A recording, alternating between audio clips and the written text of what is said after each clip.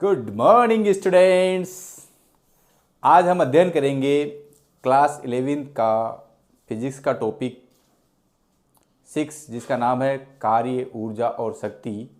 इससे पिछले वाले वीडियो में हमने कार्य के बारे में अध्ययन किया। कार्य की वैज्ञानिक संप्रतीक क्या होता है, कार्य के लिए सूत्र क्या होता है, कार्य की विभिन्न स्थितियाँ कौन कौन सी होती है। आज हम अध्ययन करेंगे परवर्ती बल द्वारा किया गया कार्य।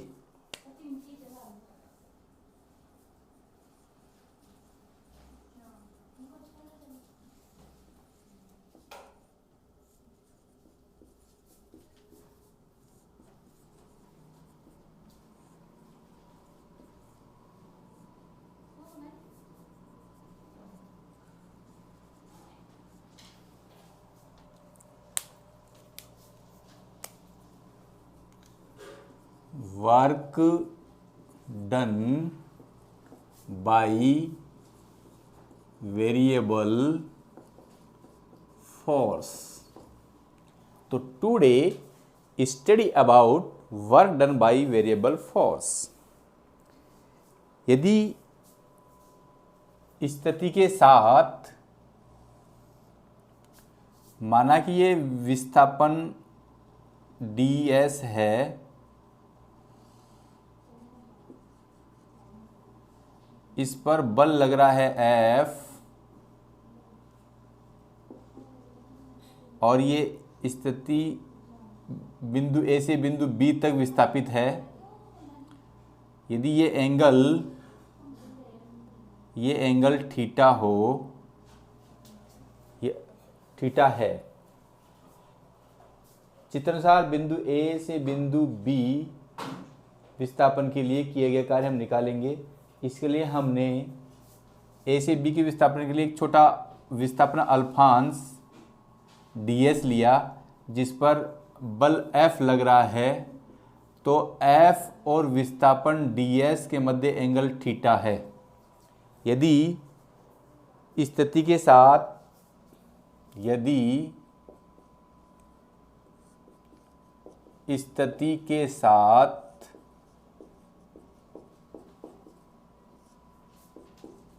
किसी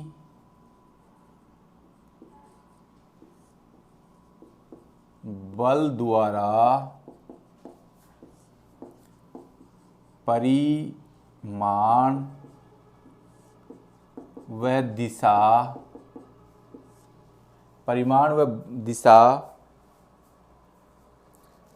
परिवर्तित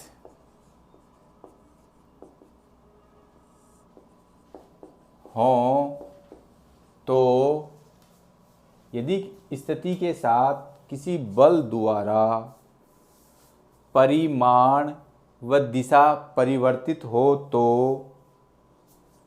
बल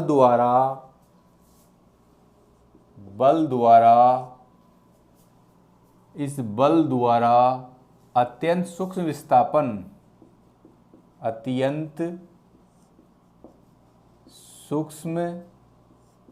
विस्थापन ds द्वारा किया गया कार्य dw होगा। अर्थात dw बराबर F सदिश डॉट ds सदिश कार्य बराबर होता है बल इंटू विस्थापन। ये हम पिछली वीडियो में देख चुके हैं। और यदि स्थिति के साथ किसी बल द्वारा परिमाण व दिशा परिवर्तित हो, तो बल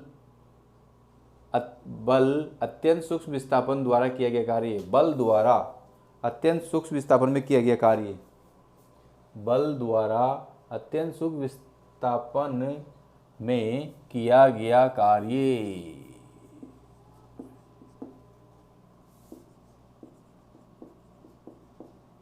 बल द्वारा अत्यंत सूक्ष्म विस्थापन में किया गया कार्य। अब यदि हमने समाकलन में पढ़ा है कि समाकलन dx बराबर होता है x। यहाँ पर है समाकलन डी डब्ल्यू, तो क्या जाएगा w। दोनों पक्षों का इस्तेमाल करने पर, दोनों पक्षों का समाकलन करने पर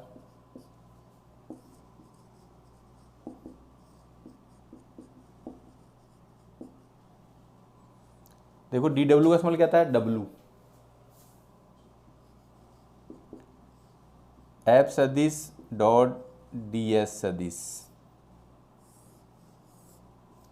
और हम जानते हैं दो सदिशों का अदिश गुणनफल, जैसे ए सदिश डॉट बी सदिश, इसे बिंदु गुणनफल भी कहते हैं। ये होता है ए बी, यदि इनके मध्य कोण थीटा है तो कोस थीटा होगा, अल्फा है तो कोस अल्फा होगा, बीटा है तो कोस बीटा होगा। यहाँ पर एफ और डी एस के मध्य हमने कोण थीटा माना है, तो ये हो जाएगा F D S cos theta. तो डब्ल्यू बराबर हो जाएगा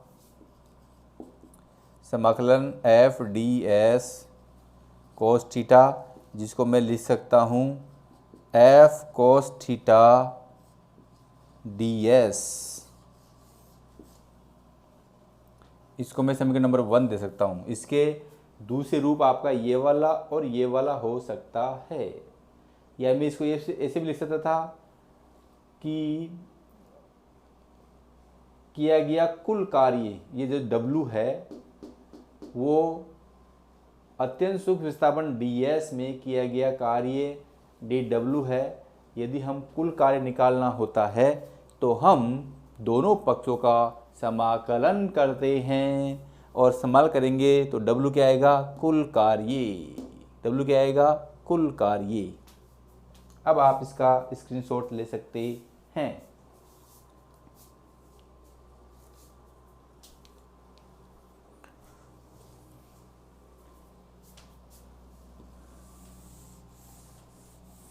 चित्रानुसार बिंदु A से बिंदु B तक विस्थापन के लिए किया गया कुल कार्य। चित्रानुसार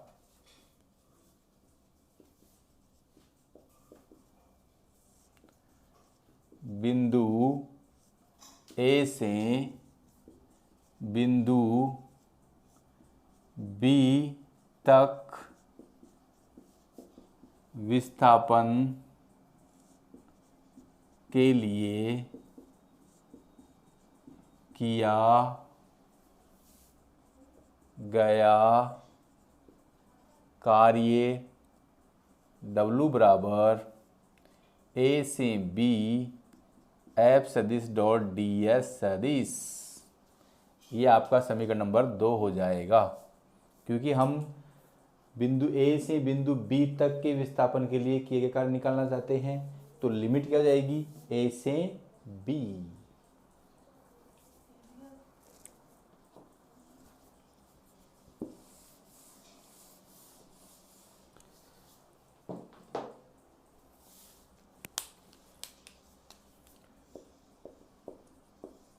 समकोणीय घटकों के पदों में किया गया कार्य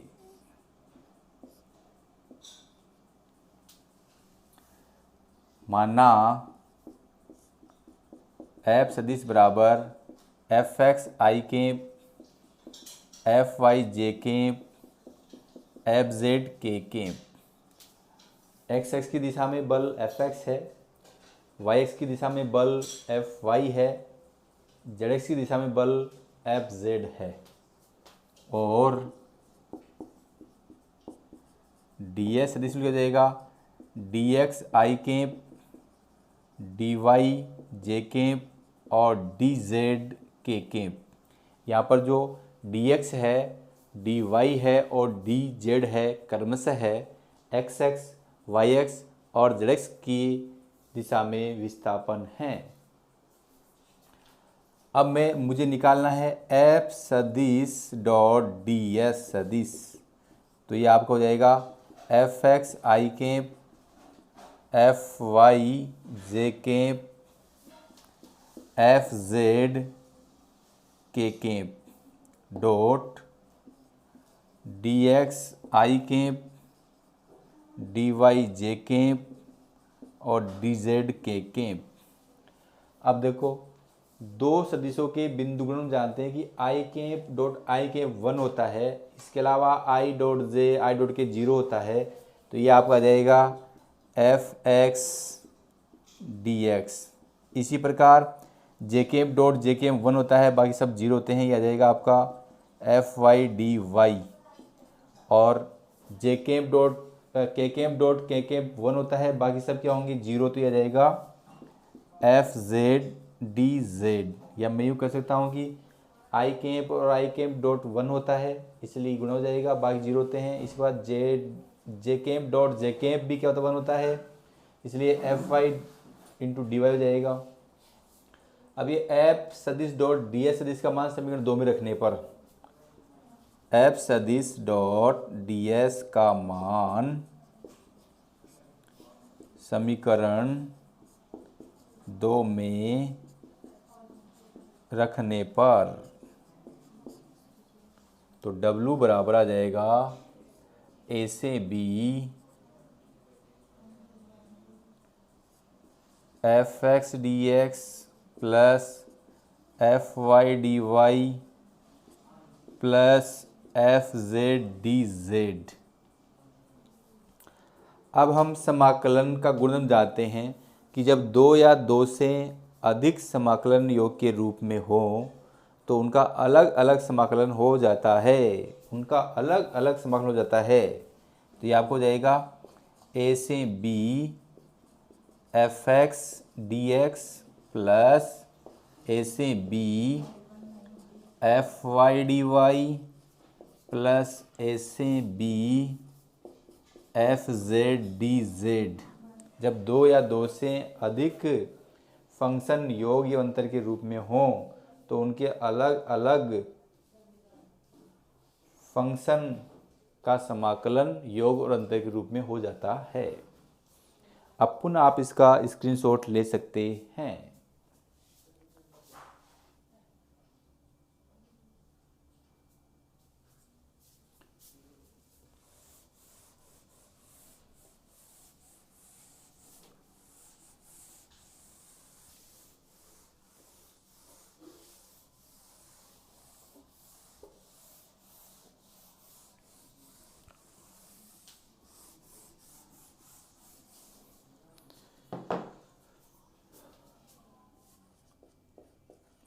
बल विस्थापन ग्राफ द्वारा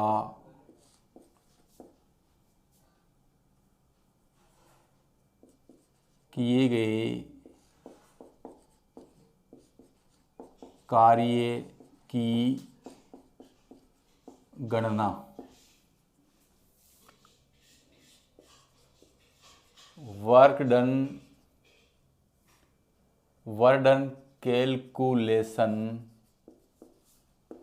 बाई फोर्स डिस्प्लेसमेंट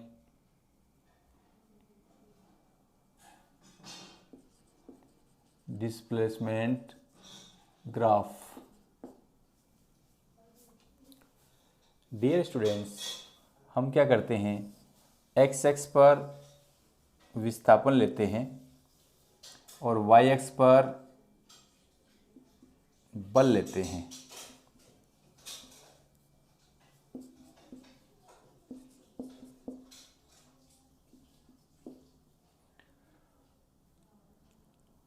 ये हमारा कोई फलन है, ये थोड़ा सा इसको मैं यूँ कर देता हूँ। ये कोई y बराबर एफ एक्स एक का हमारा फलन है या फंक्शन है जिसका हमें क्षेत्रफल निकालना है। अब मैं क्या करता हूँ, यहाँ पर एक छोटा सा अल्फांश लेता हूँ dx1, क्योंकि ये अल्पांश x पर ले रहा हूँ dx1, और इस अल्पांश पर छोटा सा बल है आपका F1।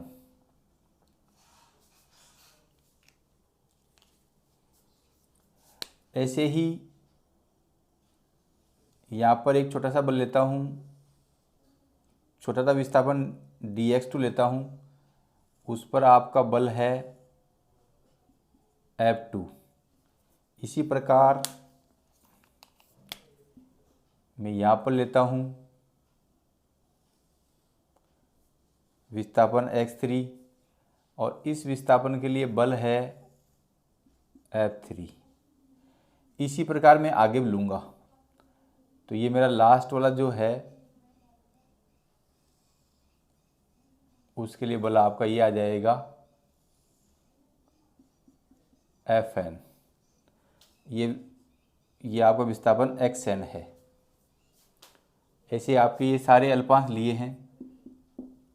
अब आप देखिए, ये छोटा सा विस्थापन dx है और इस पर बल लग रहा है F1। अब यदि हम इसे गणितीय रूप में देखें,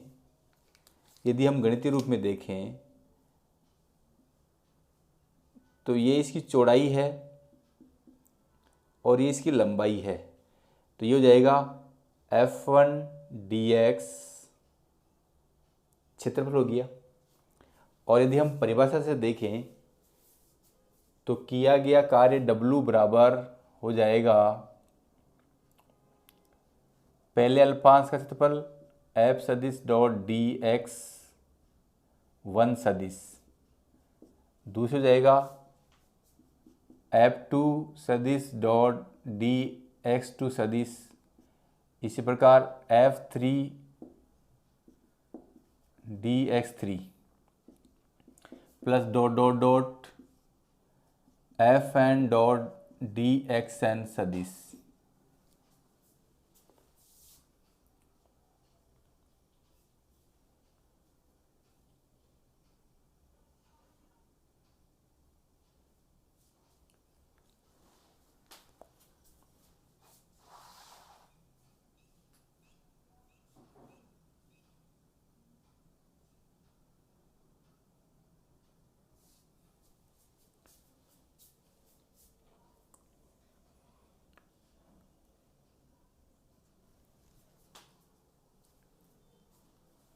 ये मान लेते बिंदु आपका P है, ये बिंदु Q है, ये R है और ये S है। पहले से छोटे से अल्पांश का क्षेत्रफल F1 dx1 है, दूसरे का F2 dx2 है, तीसरे का F3 dx3 है। तो ये इस भाग का क्षेत्रफल है, ये इस भाग का क्षेत्रफल है, ये इस भाग का क्षेत्रफल है, और इसी प्रकार और भी यहाँ पर क्षेत्रफल हैं, और ये अंतिम क्षेत्रफल है। तो यानी कि ये PQRS का क्षेत्रफल है। कुल मिला क्या है? PQRS का क्षेत्रफल। जो बल विस्थापन ग्राफ द्वारा की गई कार्य गणना करते हैं, वो PQRS का जो क्षेत्रफल होगा वही किया गया कार्य होगा। जो क्षेत्रफल होगा वही किया गया कार्य होगा। हमने इस फलन को छोटे छोटे अल्पांशों में तोड़कर उन पे बल देखा और देखा कि ये जो F1 dx आ रहा है वो इस छोटे से अल्पांश का क्षेत्रफल है, ये दूसरे का क्षेत्रफल, और ये जो पूरा भाग है वो PQRS का क्षेत्रफल है, जो छोटे छोटे अल्पांशों के क्षेत्रफल में बटा हुआ है। तो बल विस्थापन ग्राफ द्वारा की गई कार्य गणना हम इस प्रकार से करते हैं। अब आप इसका स्क्रीनशॉट ले सकते हैं और प्रवृत्ति बल द्वारा की गई कार्य गणना अब हम करेंगे, अध्ययन करेंगे संरक्षी और असंरक्षी बलों के रूप में।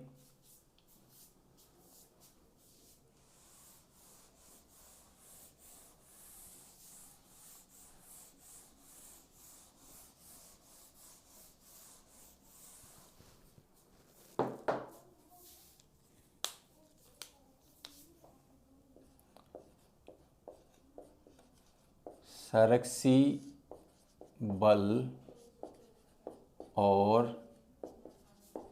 असंरक्षी बल।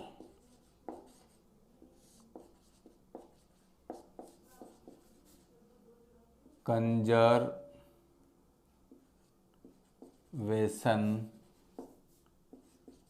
Force and non conservation force.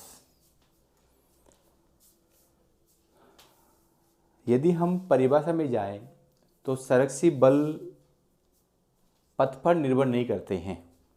संरक्षी बल पथ पर निर्भर नहीं करते हैं। संरक्षी बल केवल प्रारंभिक और अंतिम स्थिति पर निर्भर करते हैं। परिभाषा आपकी हो जाएगी, संरक्षी बल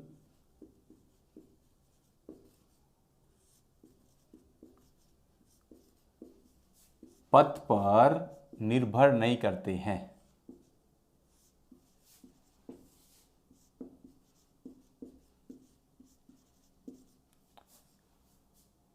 संरक्षी बल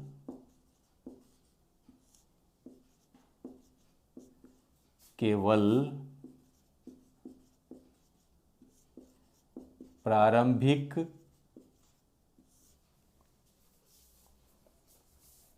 और अंतिम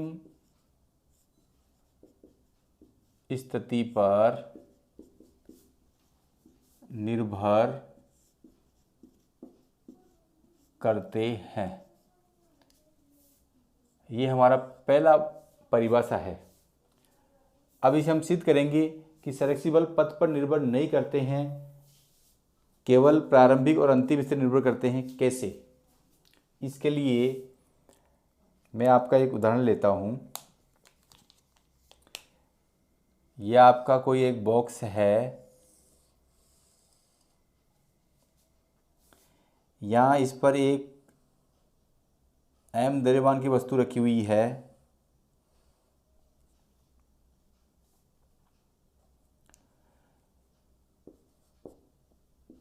इस वस्तु को हम A से C की ओर ले जाना चाह रहे हैं। यहाँ से इसको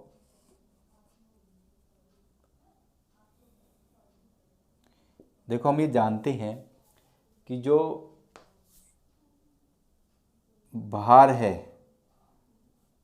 वो mg नीचे की ओर पृथ्वी की तरफ कार्य करता है, और ये इसका बल F, इस वस्तु को हम ले जा रहे हैं A से C की ओर, A से C की ओर। अब देखो, हमने सदिश में ये देखा है कि हम सदिश को आगे पीछे दाएं बाएं कर सकते हैं। जब हमने अभिकेंद्रित त्वरण और अभिकेंद्रित बल का सूत्र व्युत्पन्न किया था, तब भी मैंने बताया था कि सदिश को हम आगे पीछे कर सकते हैं। यदि ये जो बल F लग रहा है, इस सदिश को मैं यदि यहाँ ले आऊँ और ये जो mg वाला है इसको यहाँ ले आऊँ, अब यदि इसके मध्य एंगल थीटा है और ये वाला एंगल हम जानते हैं 90 है, तो जो एंगल यहाँ से यहाँ तक होगा वही एंगल यहाँ से यहाँ होगा।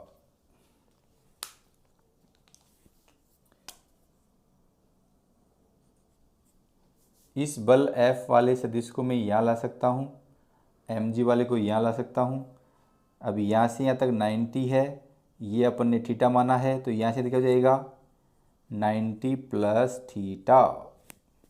तो यहाँ भी क्या होगा 90 प्लस थीटा। तो F और mg के मध्य एंगल क्या है 90 प्लस थीटा।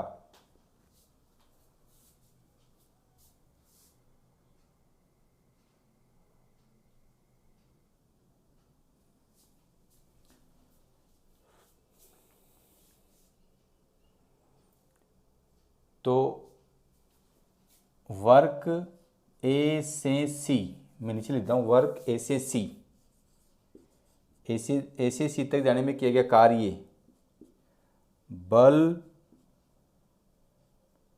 इंटू विस्थापन। मान लेते हैं कि यहाँ से यहाँ तक विस्थापन हुआ है S, बल इंटू विस्थापन S।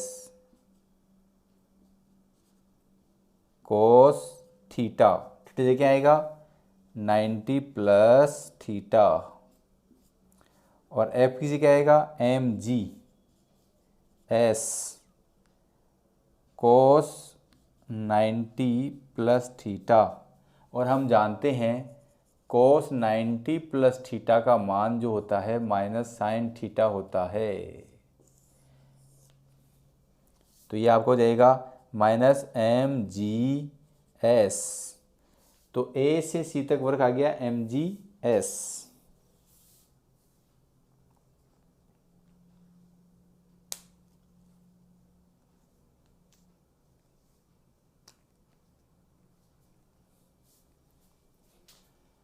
अब दूसरी स्थिति, मान ला कि ये आपका एक बॉक्स है,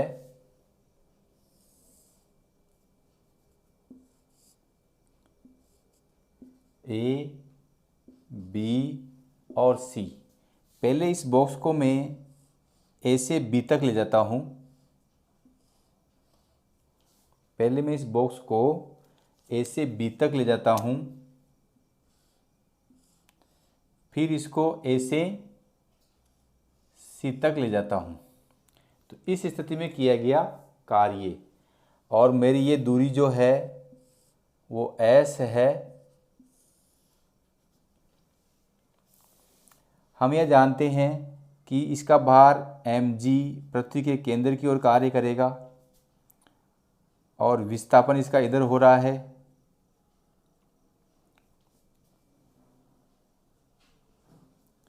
यहाँ पर भी बल mg नीचे की ओर कार्य करेगा, इसका विस्थापन ऊपर की ओर हो रहा है।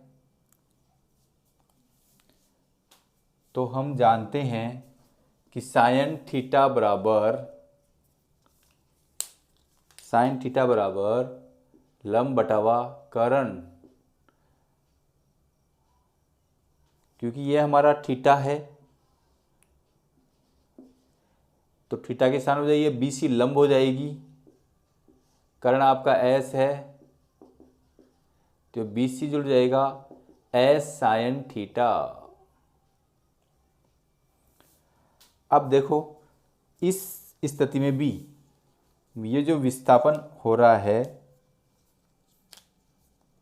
इसको मैं यहाँ ला सकता हूँ और mg को यहाँ ला सकता हूँ, तो एंगल कितना बनेगा 90 डिग्री बनेगा। तो विस्थापन और बल के मध्य एंगल क्या बनेगा 90 डिग्री।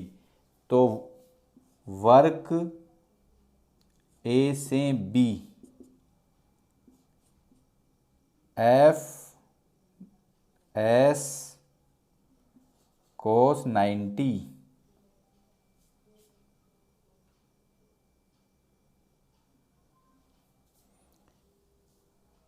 और W बी से सी एफ विस्थापन, यहाँ पर देखिए यहाँ विस्थापन हो रहा है ए बी कोस 90, तो ये कोस 90 मान 0 इसलिए 0। यहाँ विस्थापन हो रहा है B C F B C कोस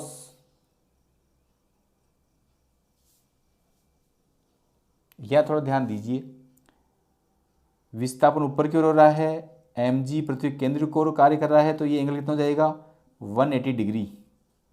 तो कोस 180 डिग्री, और कोस 180 का मान कितना होता है mg क्या है f equal to m g, b c क्या है एस साइन थीटा, कोस 180 का मान -1, तो ये क्या जाएगा minus M G S sine theta. आप देख रहे हो कि इस m द्रव्यमान के पिंड को जब हम ए से सी की ओर ले जा रहे हैं तब भी कार्य कितना करना पड़ रहा है minus M G S sine theta. और यदि यहाँ पर मैं कुल कार्य देखूं तो W बराबर क्या जाएगा, W पहले A से B फिर B से C बराबर 0 plus minus M G S sine theta बराबर minus M G S sine theta. तो आपने देखा जब हम m द्रव्यमान के पिंड को ए से बी सी तक सीधा ले जाते हैं तब भी किया गया कार्य minus M G S sine theta है।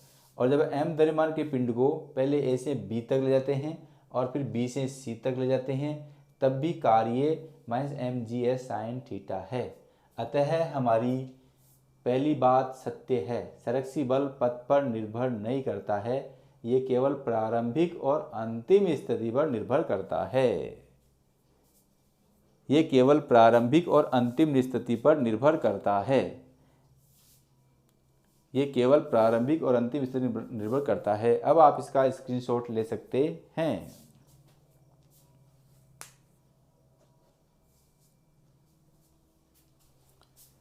इसका पार्ट 2 है, संरक्षी बल बंद पथ में संरक्षी बल द्वारा किया कार्य शून्य होता है।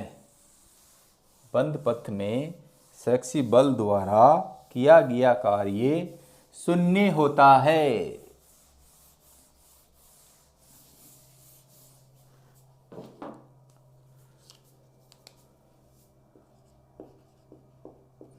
बंद पथ में संरक्षी बल द्वारा किया गया कार्य शून्य होता है।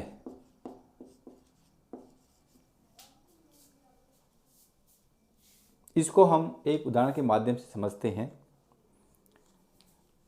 माना एक m द्रव्यमान का पिंड है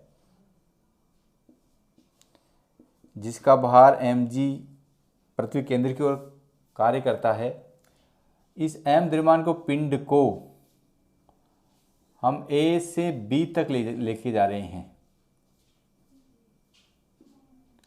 ये वाली A स्थिति है और ये वाली B स्थिति है। A से B की तरफ ले जाएंगे, यानी कि इसका विस्थापन इधर करेंगे। तो यदि ये ऊंचाई मानो h है तो इस ऊंचाई और इसके मध्य एंगल कितना हो जाएगा, 180 डिग्री। तो कार्य क्या हो जाएगा, कार्य A से B, AB बल इंटू विस्थापन cos 180 डिग्री बराबर cos मल्टीप्लाई मान कितना होता है, -1 mgh। यदि इसी पिंड को मैं B से वापिस A पर लेके आऊं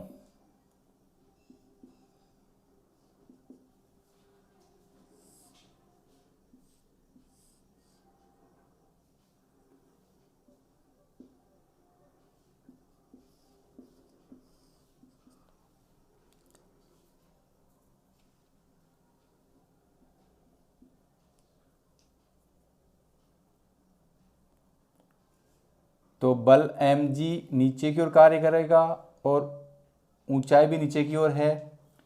तो WBA mgh cos 0 डिग्री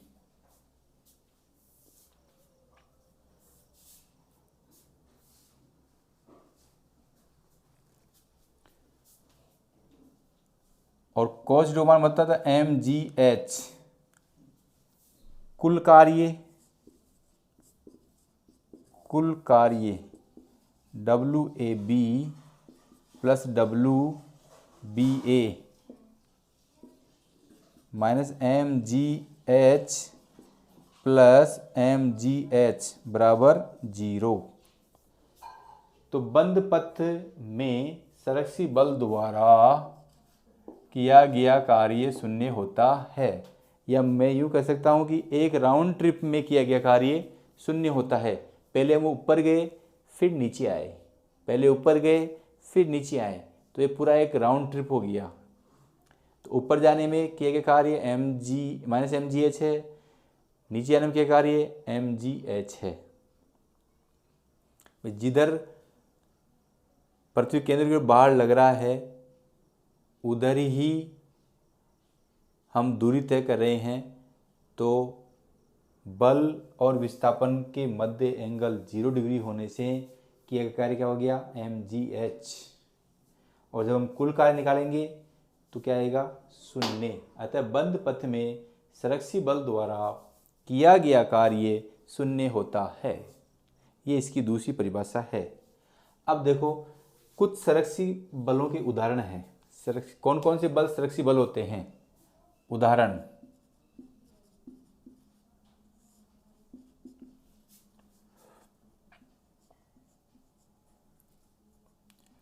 सभी केंद्रीय बल संरक्षी होते हैं। सभी केंद्रीय बल संरक्षी होते हैं।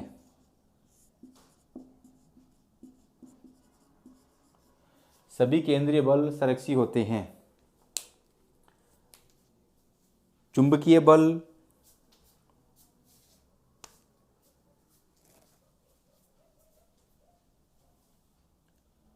इसके अलावा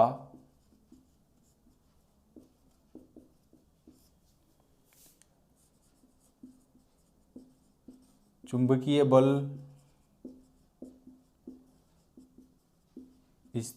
स्थिर वैद्युत बल, चुंबकीय बल, स्थिर विद्युत बल, प्रत्यास्थ बल,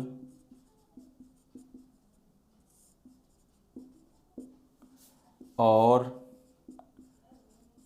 गुरुत्वाकर्षण बल भी संरक्षी होते हैं। अर्थात इसका मतलब ये हुआ, जो सभी केंद्रीय बल संरक्षी हैं, चुंबकीय बल संरक्षी है, स्थिर विद्युत बल संरक्षी है, प्रत्यास्थ बल संरक्षी है, गुरुत्वाकर्षण बल संरक्षी है, अर्थात इन सभी बलों में ये 2 गुणधर्म पाए जाते हैं। बंद पथ में किया गया कार्य 0 होता है और संरक्षी बल पथ पर निर्भर नहीं करते हैं, केवल प्रारंभिक और अंतिम स्थिति पर निर्भर करते हैं। अब आप इसका स्क्रीनशॉट ले सकते हैं।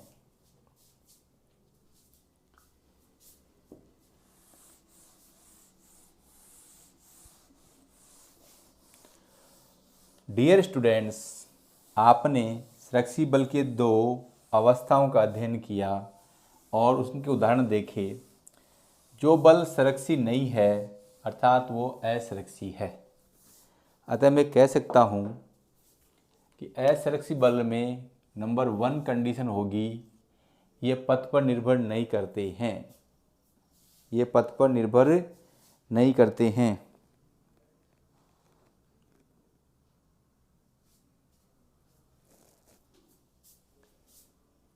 यह है पथ पर निर्भर नहीं करते हैं।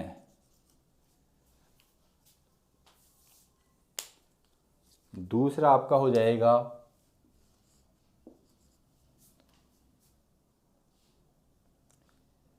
बंद पथ में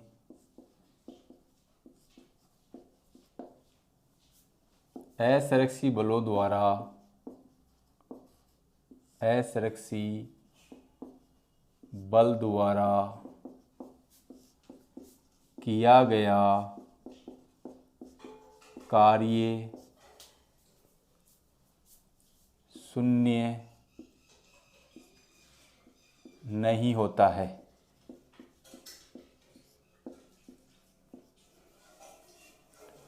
उदाहरण के लिए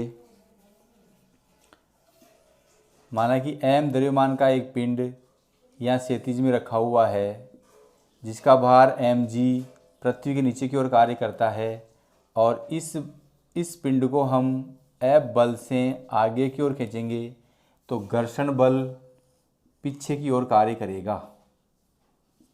घर्षण बल यह आपका आरोपित बल है,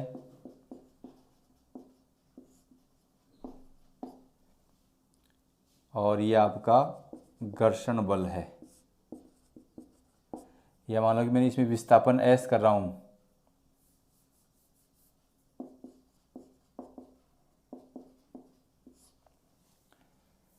तो इस स्थिति में किया गया कार्य क्या हो जाएगा,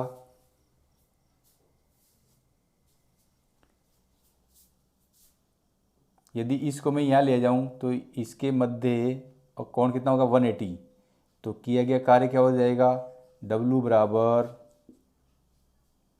mgs cos 180 डिग्री बराबर -mgs।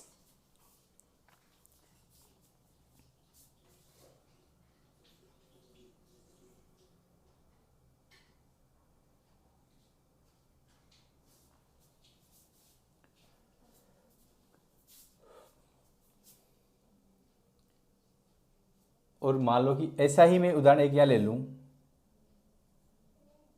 ये थोड़ा सा गलत हो गया, मैंने इस पिंड को यहाँ से यहाँ तक विस्थापित किया है, यानी कि स्थिति A से B तक विस्थापित किया है, तो WAB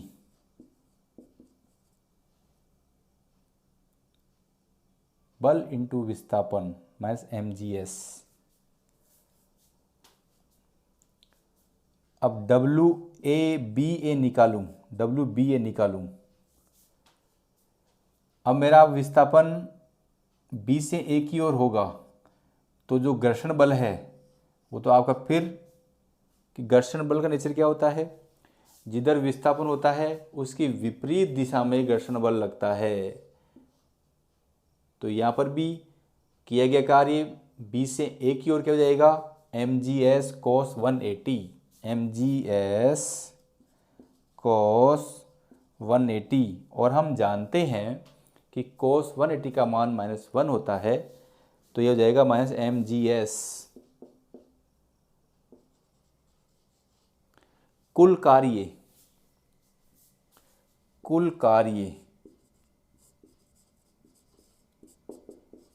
A से B तक का कार्य प्लस B से A तक का कार्य -mgs और -mgs बराबर -2mgs does not is equal to 0। और यही बात अपन ने ऊपर लिख लिया, बंद पथ में असंरक्षी बल द्वारा किया गया कार्य शून्य नहीं होता है और असंरक्षी बल पथ पर भी निर्भर नहीं करता है। अर्थात मैं यूँ कह सकता हूँ, जो बल संरक्षी नहीं है वो असंरक्षी है। तो प्यारे विद्यार्थियों, आपने प्रवृत्ति बल द्वारा किए गए कार्य का अध्ययन किया, फिर बल और विस्थापन की गणना की कार्य ग्राफ द्वारा की, और फिर संरक्षी और असंरक्षी बलों का अध्ययन किया और उनके उदाहरण दिए। असंरक्षी बलों के उदाहरण हैं, असंरक्षी बल के उदाहरण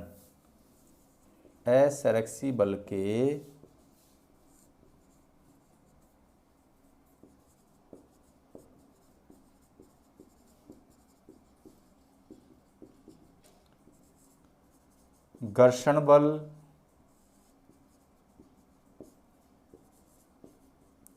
श्यान बल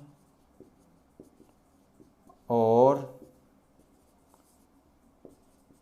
वायु प्रतिरोध बल आदि। अर्थात जो घर्षण बल है वो पथ पर निर्भर करता है, घर्षण बल पथ पर निर्भर करता है।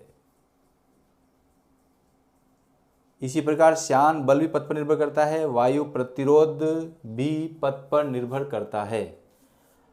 इसी प्रकार बंद पथ में असंरक्षी बल द्वारा किया कार्य शून्य नहीं होता है। जो घर्षण बल है, श्यान बल है और वायु प्रतिरोध बल है, वो बंद पथ में असंरक्षी बल द्वारा किया कार्य शून्य नहीं होगा, जैसा कि इस उदाहरण से स्पष्ट है।